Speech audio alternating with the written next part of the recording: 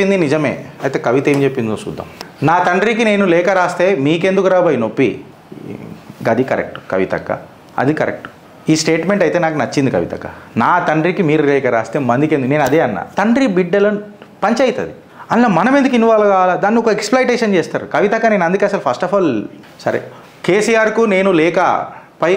కేసీఆర్కు నేను రాసిన లేఖపై కొందరు లీకు వివరాలు గ్రీకు వీరుల్లా విమర్శలు చేస్తున్నారు. నా తండ్రికి నేను లేఖ రాసుకుంటే మీకేంది రాబోయి నొప్పి. ముందు ఆ లేఖను లీక్ చేసింది ఎవరో చెప్పాలి. నేను నోరు విప్పితే బాగుండదు. నాకు వెన్నుపోటు రాజకీయాలు, నల్లికుట్ల రాజకీయాలు తెలియదు. బీజేపీ వాళ్ళు ఏందది ఆస్పత్రియ బీజేపీ వాళ్ళు ఆస్పత్రి పెడితే దాని ప్రారంభోత్సవానికి వెళ్ళింది ఎవరు. అచ్చా, బీజేపీ వాళ్ళు ఆస్పత్రి పెడితే దాని ప్రారంభోత్సవానికి వెళ్ళింది ఎవరు. ఓకే, నేను సూటిగా మాట్లాడతా, స్ట్రేట్గా రాజకీయాలు చేస్తా. ఇది నా పార్టీ, నాకు హక్కు ఉంది. ఇది కరెక్ట్ కవితక్క. ఇగో ఇప్పుడు మీరు మాట్లాడారు మాట్లాడదాం. బీజేపీలో బీఆర్ఎస్ విలీనానికి కుట్ర, ఇది రాసిరు నరేటివ్. ఇది V6 రాసి ఉంటుంది. ఇది కవితక్క మాట్లాడిందా? ఈ కవిత లేదు కదా.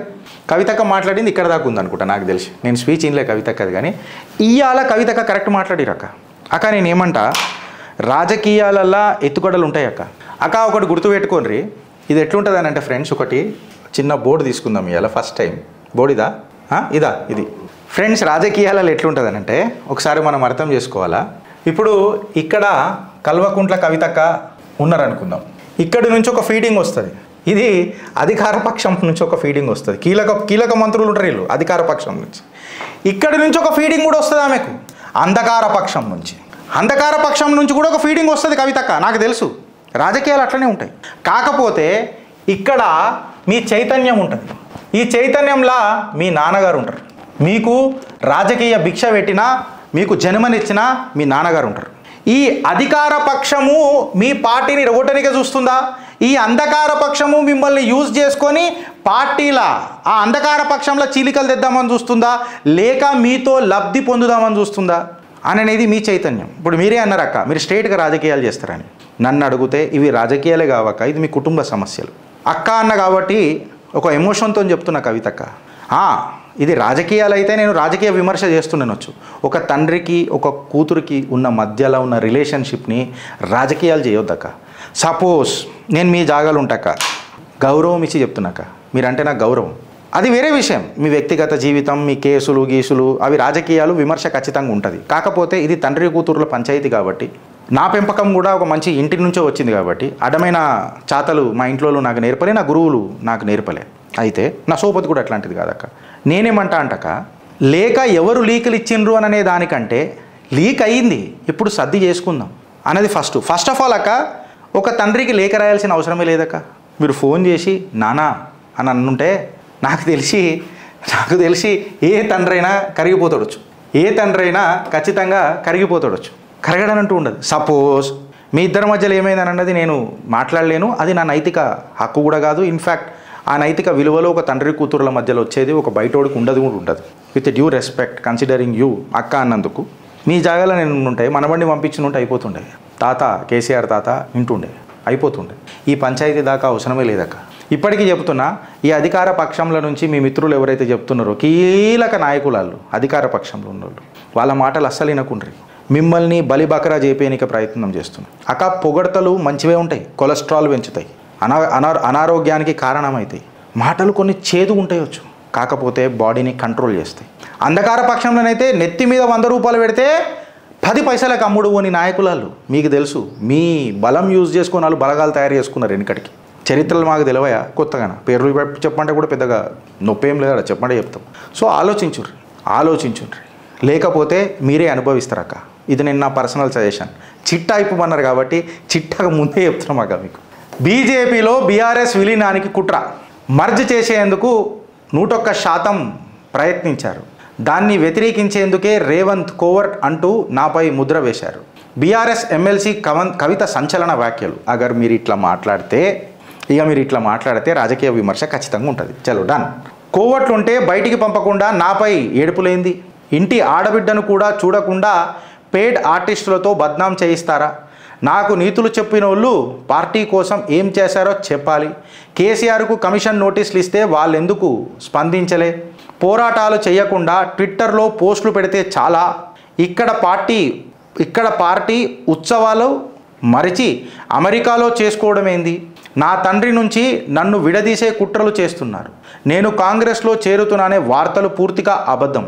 నాకు నల్లికుట్ల రాజకీయాలు తెలియదు. అయితే ఇప్పుడు ఈ కథ మీరే మాట్లాడినరు అన్నది ఒక స్పష్టత వచ్చింది అకార్డింగ్ టు V6. సో ఇక్కడ రాజకీయ విమర్శ ఉంటుంది. బీజేపీలో బీఆర్ఎస్ విలీనానికి కుట్ర ఒక రూమర్ కూడా వస్తుంది వెనకటికి. ఏందని అంటే మీరు ఎంపీ ఉన్నప్పుడు కూడా బీజేపీతో కలుద్దామా నాన్న, నేను కేంద్ర మంత్రి అవుతా కదా అనన్న ఒక టాక్ కూడా ఉండేనన్నది ఒక రూమరే. 100% న్యూస్ కాదు. I stand corrected. రూమర్లు ఇట్లా కూడా ఉంటాయి, కానీ మేము ఎప్పుడు మాట్లాడలే. ఎందుకు మాట్లాడలే అంటే అలా ఆ సబ్జెక్ట్లో బేసే లేకపోయిందక్క. అందుకే అప్పుడు కేసీఆర్ గారు మహిళలకు మంత్రి ఇయ్యలే, కూతుర్ని నేనే మంత్రి కాలే, నువ్వు ఎట్లిస్తావు నానా మంత్రి అనన్న ఆరోపణలు కూడా అప్పుడు వెనకటికి మీ దగ్గర ఉండే. చాలామంది మాట్లాడారు పేపర్లల్లో గీపర్లలో. మళ్ళీ దాని మీద మీ స్పందన ఏమన్నా ఉంటుందా అక్క? రూమర్ అయితే వదిలేద్దాం, బట్ ఈ రూమర్లకు కూడా మీరు స్పందించాలి. ఇప్పుడు దీనికి స్పందించినట్టు. Now the second question is, దాన్ని వ్యతిరేకించినందుకే రేవంత్ కోవర్ట్ అంటూ నాపై ముద్ర వేశారు. అక్క రేవంత్ కోవర్ట్ అని చెప్పి ముద్ర ఎవరు వేయలేదక్క. ఎట్లా అంటే వెనకటికి ఇదే రేవంత్ రెడ్డి నిజంగా చెప్పాలంటే ఆయన రాజకీయ ఎత్తుగడలకు మీరు బలవుతున్నారు. మీకు నేను బెనిఫిట్ అవుట్ డౌట్ ఇస్తున్నా. మీరు కడిగిన ముత్యం అని చెప్పి నేను అనుకుంటున్నా రాజకీయాలలో. మీకు మీద కేసులు అవన్నీ దర్యాప్తు సంస్థలు చూసుకుంటాయి. కానీ నేనేమంటున్నా, ఇలా రేవంత్ కోవర్ట్ అని మీకు మీరే చేసుకున్నారా లేదా రేవంత్ రెడ్డి చేసిండా అని అంటే అక్క మీకు ఒక సింపుల్ ఎగ్జాంపుల్ చెప్తా. ఇదే రేవంత్ రెడ్డి, అనుముల రేవంత్ రెడ్డి గారు, మీరు లిక్కర్ కేసులలో పోతున్నప్పుడు పల్లెత్తు మాట కూడా మాట్లాడలే, దాన్ని రాజకీయము చేయలే. ఇప్పుడు కవితక్కను జైల్లో వేసి బీజేపీ బీఆర్ఎస్కి సింపతి ఇస్తున్నది అని చెప్పి ఉల్టా మాట్లాడిండక్క. అంటే ఒకసారి మీరు అర్థం చేసుకోండి, మీకు మద్దతు తెలిపిండా లేదా మీకు మద్దతు ఇస్తలేడా? మిమ్మల్ని బొందబెట్టాలని చూస్తున్నాడా? రాజకీయంగా మిమ్మల్ని వాడుకోవాలని చూస్తున్నదా Congress and Revanth Reddy? Second topic, covert operation ఎప్పుడైతుంది అంటే అక్క, ఇదే రేవంత్ రెడ్డి గారు సింగరేణిలా ఐఏఎస్ శ్రీధర్ గారు ఎవరైతే ఉండనో, ఆయన ఏ డెసిగ్నేషన్ ఉండనో నాకు తెలియదు, సింగరేణి కోలరీస్లా ఆయన మీద దుమ్మెత్తి పోసిర్రయ్యా వెనకటికి. ఈ శ్రీధర్ కరప్షను, ఈ ఐఏఎస్ ఈయన కరప్షను, ఈ బ్యూరోక్రాట్ కరప్షను అని చెప్పిండ్రు. మళ్ళీ అదే శ్రీధర్ని తీసుకొని వచ్చి ఇలా కరీంనగర్లో మైనింగ్ అండ్ జియాలజీకి ఇన్ఛార్జ్ చేసిర్రు. సురేందర్ బాబు గారిని జరిపేసి అయ్యాలా ఎవరిని చేసిర్రు? శ్రీధర్ని చేసిర్రు. అది ఎవరి రికమెండేషన్ మీద అవుతుంది? ఈ శ్రీధర్కి సాన్నిహిత్యం ఎవరితో ఉండే వెనుక అని అంటే కంప్లీట్గా మీ ఫోటో చూపిస్తారు, అందరూ చూపిస్తారు. మీకు ఉండేనా లేకుండేనా నాకు తెలియదు.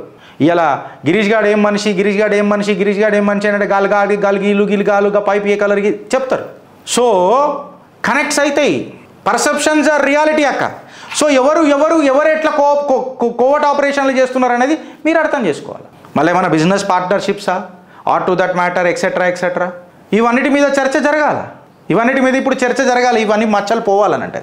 దాని తర్వాత కోవర్ట్లు ఉంటే బయటికి పంపకుండా నాపై ఏడుపులేంది అని అంటే లెటర్ రాసింది మీరక్క. లెటర్ రాసింది మీరు, దాన్ని రచ్చ చేసింది మీరు.